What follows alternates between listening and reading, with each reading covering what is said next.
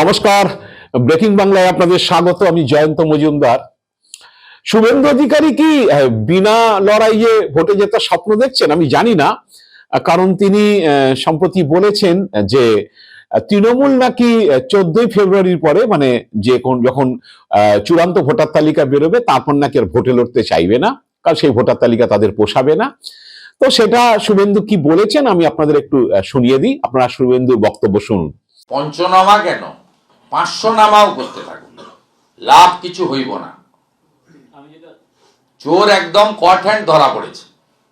এদেরকে 14 ফেব্রুয়ারির পরে বলতে হবে এই ভোটার লিস্টে নির্বাচনে আমরা যাব না। তো 7,6,00,000 এসছে ড্রাফট লিস্টে, 58 লাখ বাদ গেছে, বাকিটা 15ই ফেব্রুয়ারি বলবো। আপনারা শুনলেন শুভেন্দুর বক্তব্য যে 14ই ফেব্রুয়ারি ফাইনাল ভোটার লিস্ট বেরোলে তৃণমূল ভোটে লড়তে চাইবে না, কারণ তারা ভুয়ো ভোটারের উপরই হচ্ছে ভোট জিতে এসছে, সুতরাং সেই ভোটারের হচ্ছে সেই তালিকা নিয়ে তারা লড়বে না। তাতে বোধহয় শুভেন্দুর সুবিধা হবে, তৃণমূল লড়বে না, শুভেন্দু ড্যাং ড্যাং করে জিতে যাবে, এরকম একটা আশা ভরসা স্বপ্ন বোধহয় তিনি দেখছেন। কারণ উনি এসব স্বপ্ন টপ্ন দেখতে ভালোবাসেন বলে শুনেছি। তো জানি না, এখন শুভেন্দু বোধহয় সার বুঝেছেন যে অবস্থাটা কি চলছে। এখন আর মুখে বেশি 1,25,00,000 রোহিঙ্গা মুসলমানি, বাংলাদেশি মুসলমান, বাংলাদেশে অনুপ্রবেশকারী নাম বাদ যাবে টাবে এসব আর বলছেন না। 58 লক্ষ বাদ গেছে, 58 এরপর আরো কত বাদ যাবে দেখুন। কর্মী বাহিনীকে তো একটু চাঙ্গা রাখতে হবে। শুভেন্দু অধিকারী প্রায় 3 কোটি ভোটার বাদ গেছে ইউপিতে, পার্সেন্টেজে আপনি একটু কষে দেখুন। গুজরাটে 5 কোটি ভোটার, বাংলার থেকে অনেক কম, বাদ গেছে 74 লক্ষ। সেগুলো একটু বলুন যে ওখানে যে কি অবস্থা হবে। বলে দিতে পারেন যে উত্তরপ্রদেশে যোগী আদিত্যনাথের ভবিষ্যৎ আমি দেখতে পাচ্ছি, কারণ এত ভোটার বাদ চলে গেছে। বা আমাদের গুজরাটের মুখ্যমন্ত্রী, তার অবস্থা আমি বুঝতে পারছি, বিজেপির মুখ্যমন্ত্রী, যে তার অবস্থা কি হবে। 58 লক্ষ বাংলায় যে ভোটার বাদ গেছে, যে ভোটার সংখ্যা, সেটা হচ্ছে ভারতবর্ষে আর যে জায়গায় এসআইআর গুলো হচ্ছে, যেগুলো আপনারা খবরগুলো পাচ্ছেন, আর প্রায় 97 লাখের মতো তামিলনাড়ুতে বাদ গেছে। বাংলার জনসংখ্যা অনুযায়ী যে ভোটার তালিকা ভোটার বাদ গেছে সেটা হচ্ছে এখনো পর্যন্ত মানে সর্বনিম্ন। জানি না ফাইনাল ভোটার লিস্টের পরে গিয়ে সেই শতাংশটা কি গিয়ে দাঁড়াবে।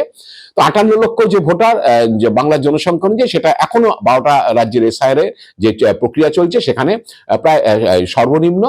তো শুভেন্দু সব জেনে টেনে গেছেন, গিয়ে বুঝতে পারছেন যে হাল খুব একটা ভালো না এসআইআর নিয়ে যেটা হয়েছে।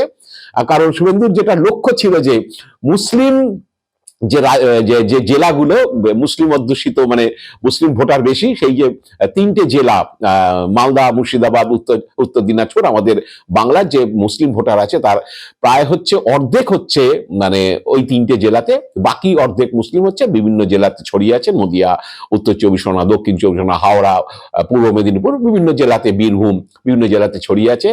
তো সেই মূল যে 3টে মুসলিম অধ্যুষিত জেলা, সেই জেলাতে হচ্ছে নন ম্যাপিং এর পার্সেন্টেজটা খুব পুয়ার, সবচেয়ে কম বলা চলে। কারণ হচ্ছে উত্তর দিনাজপুরে 3% মতো নন ম্যাপিং। নন ম্যাপিং মানে আপনারা জানেন যে যাদের 2002 এর সঙ্গে যে ভোটারের কোনো লিঙ্ক নেই, মানে নিজের নাম নেই, বাবা মা গোষ্ঠীর কারোর নাম নেই, আত্মীয় স্বজন, তারা নন ম্যাপিং এর মধ্যে পড়েছে, তাদেরকে শুনে নিতে গিয়ে হচ্ছে প্রমাণ দিতে হবে, বা ইলেকশন কমিশন যে 13টা নথি দিয়েছে সেই নথির কিছু একটা জমা দিতে হবে। জমা দিয়ে তাকে বলতে হবে যে তিনি যে এখানকার নাগরিক এবং ভারতের ভোটার, তাকে ভারতীয় নাগরিক হিসাবে পরিচয়পত্র দেখাতে হবে। তা মুসলিম অধ্যুষিত সেখানে যে বনগাঁতে প্রায় 14-15%, যে উত্তর দিনাজপুরে 3%, মুর্শিদাবাদে 2%, মালদায় 1.8%, এদিকে বনগাঁতে মতো অধ্যুষিত এলাকায় 14%, প্রায় রানাঘাটেও প্রায় 10%। মতো এলাকাতে প্রচুর নন ম্যাপিং হয়ে গেছে। আপনারা জানেন 31,25,000 নন ম্যাপিং ভোটার যাদেরকে নোটিশ করা হয়েছে শুনানিতে আসার জন্য। তা সেসব তথ্য শুভেন্দু অধিকারীর কাছে আছে, কিন্তু সেগুলো বলতে একটুখানি লজ্জা বোধ করছেন হয়তো। কলকাতাতে 10 লক্ষের উপর ভোটার বাদ গেছে। কলকাতাতে তো মুসলিম অধ্যুষিত জেলা নয়, এখানে অবাঙালি প্রচুর ভোটার, অবাঙালি যে এখানে বসবাস সেখানে প্রচুর ভোটারের নাম বাদ গেছে। জোড়াসাঁকো, জোড়াবাগান, চৌরঙ্গি, বালিগঞ্জ, ভবানীপুর, সমস্ত জায়গাতে। শুভেন্দু এগুলো নিয়ে বেশি চর্চা ফর্চা করবেন না, কারণ ওগুলো জানেন, আসলে জানেন সবই, কিন্তু বলতে তো হবে কিছু একটা। এখন হচ্ছে একটু বোধহয় স্বপ্ন দেখছেন তৃণমূল বোধহয় লড়বে না, এইসব হবে টবে। তো যাই হোক, শুভেন্দু এখন যাই বলে থাকুক না কেন, আমি বিজেপির নেতাদের মাঝে মধ্যেই যোগাযোগ রাখি, যাদের যাদের সঙ্গে আমার যোগাযোগ আছে, তারা বলছেন যে যা অবস্থা চলছে যেভাবে নন ম্যাপিং ভোটার, কারণ নন ম্যাপিং ভোটারদের যেটা 31,25,000 তার সিংহভাগটাই হচ্ছে হিন্দু ভোটার, এবং তার মধ্যে মতুয়া, রাজবংশী, নমশূদ্র এই সমস্ত ভোটার রয়েছে, দলিত কিছু ভোটার রয়েছে। তো তারা যেহেতু তাদের যে পরিসংখ্যানটা যেটা জানা যাচ্ছে গত 3-4 দিন আগে পর্যন্ত তাদের হচ্ছে প্রায় 70% মানে 30% আপলোড করা গেছে, তারা যে নথি জমা দিয়েছে, মানে যে নথিটা কমিশন হচ্ছে স্যাটিসফাইড হয়েছে, তারা জমা আপলোড হয়েছে, কিন্তু বাকি নথি যেগুলো সেগুলো হচ্ছে আপলোড করা যাচ্ছে না, কারণ কমিশনের যে স্বীকৃত যে নথি তার সঙ্গে তাদের হচ্ছে ম্যাচ করছে না। তো এরকম দেখা গেছে যে 31,25,000-এর মধ্যে প্রায় 7 লক্ষ নথি ডিএমদের কাছে পাঠিয়ে দেওয়া হয়েছে, যে তারা সেগুলোকে ভেরিফাই করবে যে সেই নথিগুলোকে কার্যকর করা যায় কিনা বা সেগুলোকে অ্যাকসেপ্ট করা যায় কিনা। তো ইতিমধ্যে যেটা জানা যাচ্ছে যে ডোমিসাইল সার্টিফিকেট এবং হচ্ছে ফ্যামিলি রেজিস্টার যেটা, সেটা এখানে কার্যকর হচ্ছে না, কারণ রাজ্য সরকার জানিয়ে দিয়েছিল যে 99 সালের যে বিধি লাস্ট, তাতে অবাঙালি যারা এখানে বসবাস করেন তাদেরকে চাকরির ক্ষেত্রে, সেনা, আধা সেনা এসব জায়গায় চাকরির ক্ষেত্রে যারা বসবাস করছে কত বছর এই রাজ্যে, মানে তারা এই রাজ্য থেকে যেহেতু নিয়োগের জন্য আবেদন করছে, তাই এখানে ডোমিসাইল সার্টিফিকেট তাদের ইস্যু করা হয়। তো সেটা অবাঙালিদের জন্য প্রযোজ্য, তো এখানকার এই রাজ্যের বাসিন্দা তাদের ক্ষেত্রে সেটা হয়তো প্রযোজ্য হবে না। এই নিয়ে কয়েক লক্ষ আটকে গেছে ডোমিসাইল সার্টিফিকেট, এবং হচ্ছে আপনার যে ফ্যামিলি রেজিস্টার এখানে হচ্ছে না। ইতিমধ্যে মমতা বন্দ্যোপাধ্যায় জ্ঞানেশ কুমারকে চিঠি দিয়েছেন যে বিহারে যদি ফ্যামিলি রেজিস্টার অ্যাকসেপ্ট করা হয় তাহলে বাংলায় কেন হবে না। তো এইসব খেচাকলে হচ্ছে প্রচুর এই 31,25,000 নন ম্যাপিং, যাদের কোনো 2002 এর সঙ্গে যোগসূত্র নেই, তা সেই সব ভোটার আটকে গেছে। এবং এই ভোটারদের একটা সিংহভাগ হিন্দু, সেটা শুভেন্দু অধিকারীরা ভালো জানেন, শ্রমিক ভট্টাচার্যরা ভালো জানেন, সুকান্ত মজুমদাররা ভালো জানেন। তো যেটা আটকানো মূল যেটা অনুপ্রবেশকারী, বাংলাদেশের অনুপ্রবেশকারী, সেই নিয়ে চুপ করে রয়েছে নির্বাচন কমিশন। এখানে সিইও মনোজ আগরওয়াল তিনিও কিছু বলছেন না, বলছেন ফাইনাল ভোটার লিস্ট বেরোক। ফাইনাল ভোটার লিস্ট বেরোলে বলতে পারবেন কিনা জানি না, কারণ বিহারে তো ফাইনাল ভোটার লিস্ট কয়েক মাস হয়ে গেল, বেরিয়ে গেছে। আজও জ্ঞানেশ কুমার বলতে পারেননি যে বিহারে কত হচ্ছে অনুপ্রবেশকারী চিহ্নিত হয়েছে বা কত অনুপ্রবেশকারী নাম বাদ পড়েছে, সেসব সংখ্যা জানা যায়নি, বাংলাতেও জানা যাবে না। কিন্তু এই শুভেন্দুদের কথা। তো এখন হচ্ছে বিজেপিরই অন্দরে চর্চা শুরু হয়েছে যে এই এসআইআর করতে গিয়ে আলটিমেটলি লাভের লাভ কিছু বোধহয় হবে না, কারণ উল্টে হিন্দু বা মতুয়াদের নামটাম বাদ যেতে পারে। ইতিমধ্যেই শান্তনু ঠাকুর আপনারা জানেন, বনগাঁর সাংসদ তথা কেন্দ্রীয় প্রতিমন্ত্রী, তার একটা চাপ মতুয়াদের নিয়ে, মতুয়াদের ভোটে জিতেছেন, 19 সালে জিতেছেন, 24 সালে জিতেছেন, 21 সালে ওই এলাকায় 4-5টা বিধানসভায় বিজেপি জিতেছে, মতুয়াদের ভোট সব রানাঘাটে জিতেছে। তো মতুয়াদের তো নানা রকম আশ্বস্ত করেছিলেন, সিএ তে অ্যাপ্লাই করলে টরলে তারা নাম থাকবে, সেগুলো হচ্ছে না। সিএ সার্টিফিকেটও পায়নি বহু লোক, যে দীর্ঘ সময় লাগছে। শান্তনু ঠাকুর রাষ্ট্রপতির কাছে দৌড়ঝাঁপ করলেন, কিন্তু তাতে খুব একটা সুবিধা হবে না। সুপ্রিম কোর্ট ইতিমধ্যে জানিয়ে দিয়েছেন যে আবেদনের কাগজ নিয়ে হচ্ছে নাম তোলা যাবে না যতক্ষণ সে সার্টিফিকেট পাচ্ছে। তো সব নানান খেচা করে এখন বিজেপির নেতারা অনেকেই বলছেন যে এসআইআরটা হচ্ছে এখানে স্থগিত হয়ে গেলেই ভালো হয়, যেটা 24 সালের ভোটার লিস্ট বা 25 সালের যেটা লেটেস্ট ভোটার লিস্ট, যেখানে হিন্দুরা, কারণ তারা বুঝে গেছেন যে ওইসব বাংলাদেশি অনুপ্রবেশকারী রোহিঙ্গা ফোহিঙ্গার গল্প সব যে মানে কিসের ভোগে গেছে আমি বলতে পারবো না, সেগুলো ভোগে গেছে।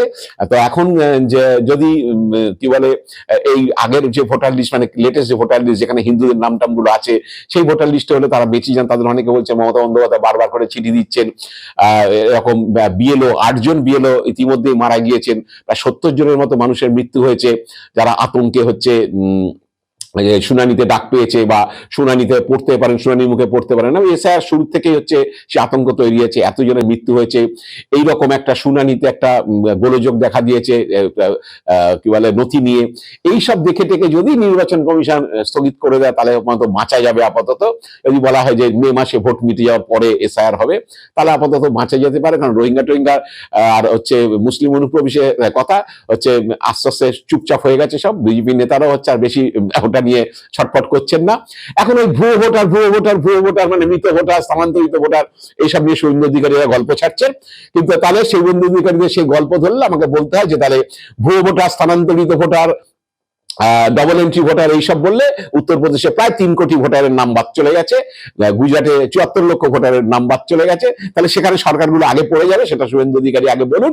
যে যদি ভুয়ো ভোটার বা যেটা প্রসেসে এসছে, শুনানিতে কি হবে না হবে, কত নাম্বার যাবে ছেড়ে দিন, শুধু যেটা বাদ গেছে আমাদের বাংলায় 58 লক্ষ, যে গুজরাটে 74 লক্ষ, উত্তরপ্রদেশে প্রায় 3 কোটি 3.25 কোটির থেকে একটু বেশি, প্রায় 3 কোটির কাছাকাছি বাদ গেছে, তাহলে সেই সরকারগুলো বিজেপি পড়ে যাচ্ছে। তো এইটা বলতে হবে, এটা এখানে যদি বাংলায় বলতে হয় 58 লক্ষ বাদ গেছে হচ্ছে, ভুয়ো ভোটার সব চলে গেছে, তৃণমূল আর কি বলে লড়াই করে পারবে না, ভুয়ো ভোটের উপর তারা যে বেঁচে ছিল, তাদের ভোট ব্যাংক তৈরি হয়েছিল, তারা ভোটে জিততো, এখানে ভুয়ো ভোটার বাদ গেছে, তাহলে তৃণমূল হেরে যাচ্ছে, তাহলে উত্তরপ্রদেশেও বাদ গেছে, উত্তরপ্রদেশেও যোগী আদিত্যনাথ হারছে, যে গুজরাটেও বিজেপি হারছে, বলে দিতে হয়। এখন যাই হোক, মুখ রক্ষার জন্য অনেক কিছু বলতে বলতে হচ্ছে, কিন্তু বিজেপি নেতারা সার বুঝেছেন এসআইআর করে বাংলায় কি অবস্থা হচ্ছে। আর যেটা হয়েছিল যে বিহারে আরজেডি বা কংগ্রেস যেটা পারেনি, যে মানুষের যাতে নামটা তোলা যায়, রাখা যায়, যেটা মানুষ বিপদে পড়তে না পারেন তাদেরকে সাহায্য করা যায়, সেটা বুথ স্তর পর্যন্ত তারা সেভাবে করতে পারেনি, তার ফল তারা ভোগ করেছে। বাংলায় সেটা হচ্ছে না। মমতা বন্দ্যোপাধ্যায় ইলেকশন কমিশনের বিরুদ্ধে বারবার বলে যাচ্ছেন মানুষের হেনস্থা নিয়ে, মানুষ যেভাবে হেনস্থা হচ্ছেন, হিয়ারিং এসে মারা যাচ্ছেন আতঙ্কিত হয়ে, হার্ট অ্যাটাক করছে, তাকে হাসপাতালে নিয়ে যাওয়ার পথে মারা যাচ্ছেন, হচ্ছে যারা যারা নোটিশ পাচ্ছেন তাদের মধ্যে মারা যাচ্ছেন, আত্মহত্যা করছেন, একের পর এক ঘটনা, বিরোধীদের এরকম মৃত্যু হচ্ছে। মমতা বন্দ্যোপাধ্যায় বারে বারে হচ্ছে বলে যাচ্ছেন, যেটা মানুষ চাইছে যে একটা কিছু হোক, একটা বিহিত হোক কিছু, সেটা চলে যাচ্ছেন। কিন্তু তৃণমূল পাশাপাশি হচ্ছে এসআইআর এর কাজটা যে একেবারে কাঠে কপাটে টক্কর দিয়ে যাচ্ছে ইলেকশন কমিশনের সঙ্গে, এবং তারা যথেষ্ট সজাগ। তো এইসব নিয়ে আলটিমেটলি হচ্ছে শুভেন্দু অধিকারী, জানি না যেটা বলেছেন যে 14ই ফেব্রুয়ারি পরে আপনাকে বলে দিতে পারি তৃণমূল ইলেকশনে লড়বে, এবং তৃণমূল ইলেকশনে লড়বে তো জেতার জন্যই তারা হচ্ছে ঝাঁপাবে। শুভেন্দু অধিকারী স্বপ্ন বোধহয় সফল হবে না। যাই হোক, এরকম উনি অনেক বলেন টালেন, বলে বোধহয় একটু আত্মপ্রসাদ লাভ করেন, যে একটু মনটা বোধহয় ভালো হয়ে যায়। যাই না, অনেক আবার বলছে না মাথা টাথা খারাপ হয়ে গেছে, চিকিৎসার দরকার। আমার মনে হয় তা না, এগুলো বলে হয়তো এগুলো সব স্বপ্ন দেখতে বোধহয় ভালোবাসেন, সেই বোধহয় বারে বারে বলছেন আর কি, যদি বিনা লড়াইয়ে যেতে টেতে যায়। যাই না, স্বপ্ন হয়তো স্বপ্নই থেকে যাবে। আজ এ পর্যন্তই। আপনারা ভালো থাকবেন, সুস্থ থাকবেন। নমস্কার।